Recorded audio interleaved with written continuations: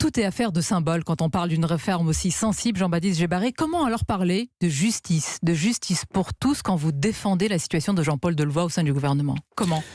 Écoutez, Jean-Paul Delevoye, j'ai eu l'occasion de le dire, a dit avoir commis une erreur, vouloir et être en train de réparer cette erreur.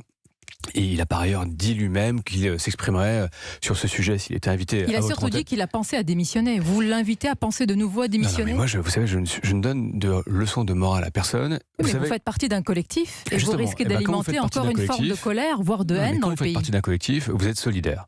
Et Jean-Paul Delevoye... Coûte. Non, pas coûte. Jean-Paul Delevoye, il l'a dit lui-même. Il est extrêmement responsable. Je crois qu'il est extrêmement engagé et depuis des années pour l'intérêt général. Il a dit avoir commis cette erreur. Mais la question n'est pas là. Dans la vraie vie, quand on fait une erreur, on doit des comptes, Jean-Baptiste Djebbari. Il l'a dit lui-même. Il a dit si je devenais un problème pour cette réforme, etc., j'en tirerais les conséquences ou je prendrais mes responsabilités. Donc c'est quelqu'un d'extrêmement responsable.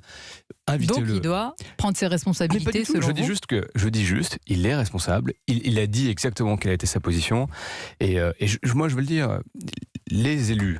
Mais vous pensez que dans un pays nerveusement éprouvé, avec une tension sociale aussi forte et même démocratique, qui est même inquiétante, vous pouvez avoir ce genre de situation dans votre gouvernement? Un, je comprends les mois, mais deux, les politiques sont certainement les personnes en France les plus contrôlées. Quand vous rentrez au gouvernement, vous avez un contrôle de votre situation fiscale, on contrôle votre patrimoine, on contrôle vos intérêts. Qui a parlé d'une république irréprochable? Non, mais attendez. C'est le nouveau monde, non? Et c'est normal, je vais le dire, c'est normal. Quand vous quittez le Parlement, on contrôle vos frais parlementaires, et tout ça est normal. Et je pense que quand on compare la situation d'aujourd'hui, d'il y a 5 ans, ou même d'il y a encore 2 ans, parce que nous avons voté, nous, un certain nombre de ces mesures, je pense que nous avons assez largement participé à faire cet exercice de transparence. Pour le reste, invitez Jean-Paul Delevoye, il sera ravi de répondre à vos questions. On verra, la question n'est peut-être pas tant s'il doit démissionner, mais quand?